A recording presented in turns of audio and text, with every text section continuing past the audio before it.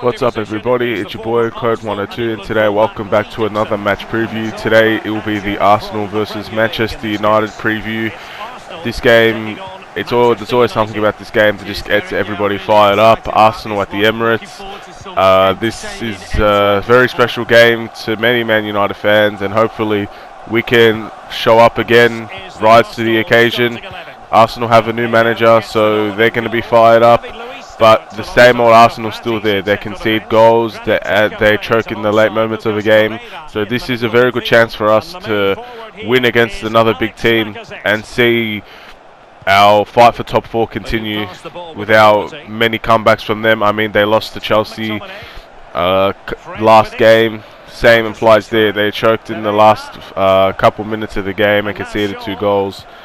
And I think that Man United really have a good chance to take this game. But of course, being Arsenal, they are an inconsistent team, but we've got to make sure we don't take them for granted. They are still a good team. They have still very, very good attackers on their team. Yes, the defense might be a bit sketchy, but at the same time, if they can dominate this game, I really think they can create chances. I think it's going to be attack versus defense. Our defense is very, very good compared to their defense, but their attack is probably better than our attack, so we've got to be careful. But our form when it comes to attacking has been very solid, so I do think this game we could get something out of this game. We could get a draw, we can get a win. We could definitely win this game. And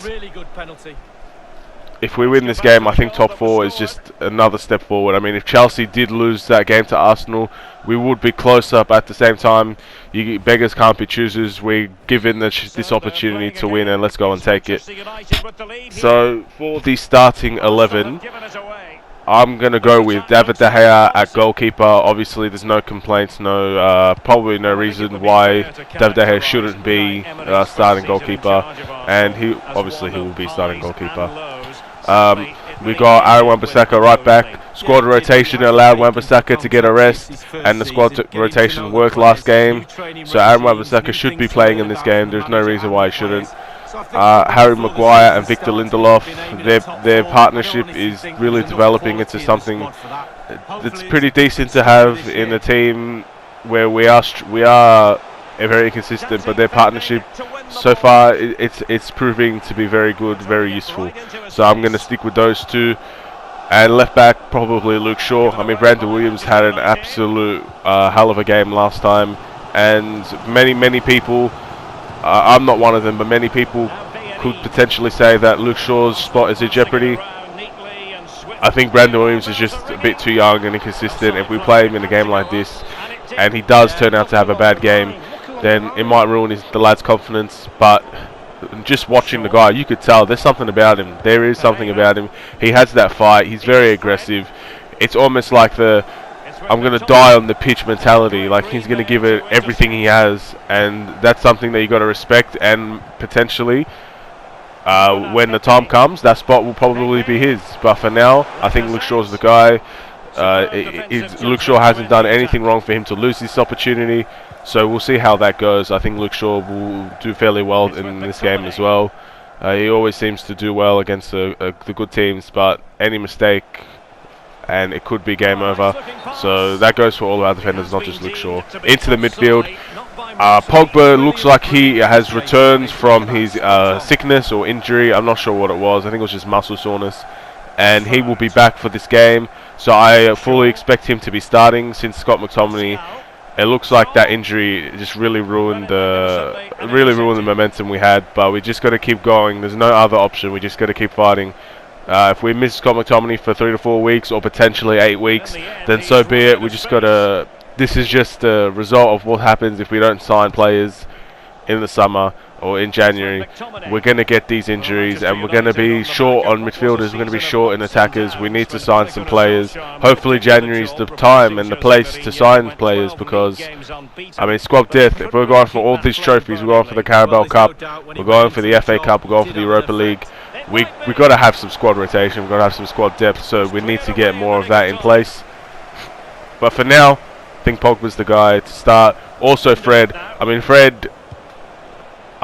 to say it every time until he has a bad game. Fred is the midfield maestro. Fred does everything for us. He really does. He creates opportunities. He defends opportunities. He passes the ball damn near to everybody. He wants the ball. He's confident. He's tenacious. He gets the ball and then he runs with it. And this is what we needed. And I'm very happy for Fred because a lot of people, including myself at the start of the year, we were wondering, with our midfield so short, why does Fred not be given an opportunity? Why does he only play the 10 minutes off the bench and then we don't see him again?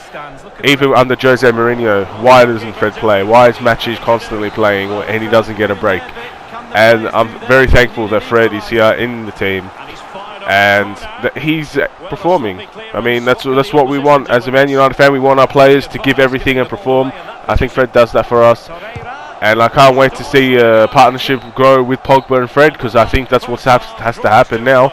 I remember last season we were saying, or even at the start of the season, like Fred plays well with Pogba. Pogba plays well when he's playing with Fred. I think they're very similar but very different at the same time because Pogba could just do about everything, and Fred just works really hard and he could pass the ball to anybody. He could create opportunities. They're both very similar, but that partnership needs to form with the essential attacking midfielder. I believe Andreas Pereira needs to keep that spot for now, so I'm going to go with Andreas Pereira. He's done very well the last 2 games. I don't see why this game will be any different. I mean, if anything, we should be creating a lot of opportunities against Arsenal, and Andreas, he is an opportunity maker. He's got 2 assists in 2 games. I mean, he can create an opportunity at any given time, and I think that he should be taking this spot. So, yeah, let's move on to our 3 attackers. Obviously, Rashford should be starting left wing. According to what I saw against the Chelsea game, if their fullback is Nathan Niles, then I think Rashford can have a field day on that side. I really, really do.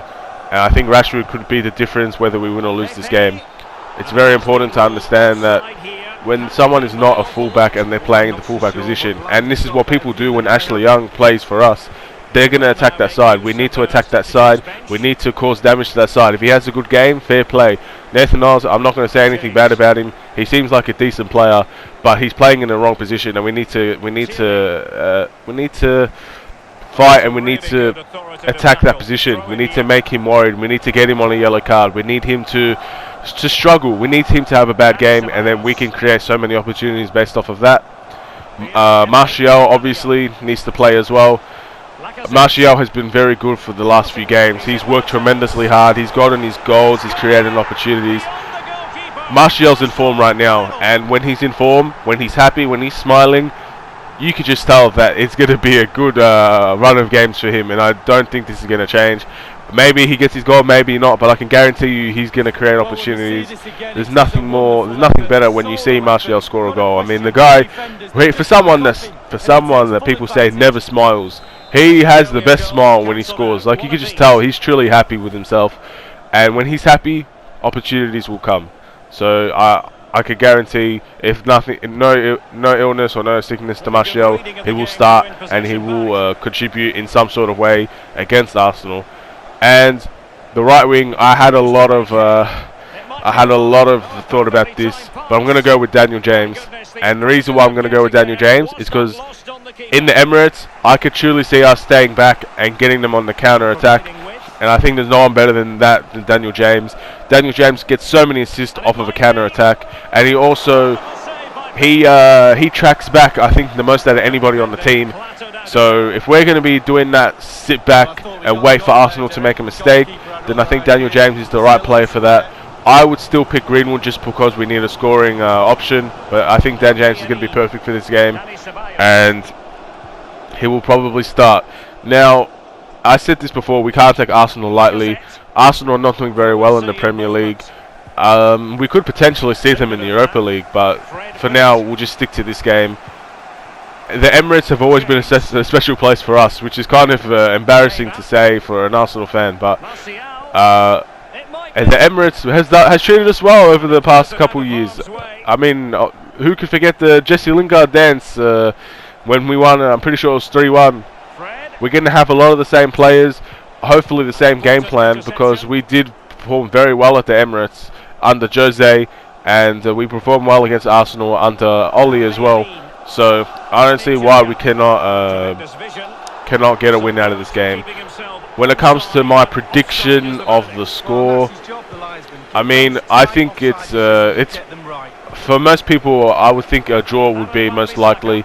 But as a Man United fan, I'm going to stick with my guns. I'm going to stick with my team because I love my team a lot.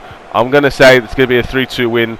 I really want to see a lot of goals. I mean, we have two very good attacking teams here, so there's no reason why many goals can't be scored. I want to see a goal fest. I want to see an exciting game. I know Arsenal are fairly fun to watch. Man United, when they're in form, they're fun to watch. So let's see two teams in form. Let's see some goals. I really want to see some goals today. So I'm going to predict 3-2 to Man United. This top 4 race needs to keep going. I know we're very inconsistent, but against the big teams, we do seem to find a different gear that we can go up to. And maybe the confidence against the smaller teams that we've beaten so far can give us that edge and even more confidence to go against the bigger teams and get something out of the games. I want to thank you all for watching. If you do enjoy the content that I provide or anything really about the videos, please like and subscribe if you want to see more. And hopefully we win this game. It's another 7 AM game for me, so you know, I'm not going to have much sleep. But the reaction will come. I will never fail to give you guys a reaction video. And hopefully it's going to be a positive one, because I really don't want to be angry at 9 AM in the morning. Anyway, take care and peace.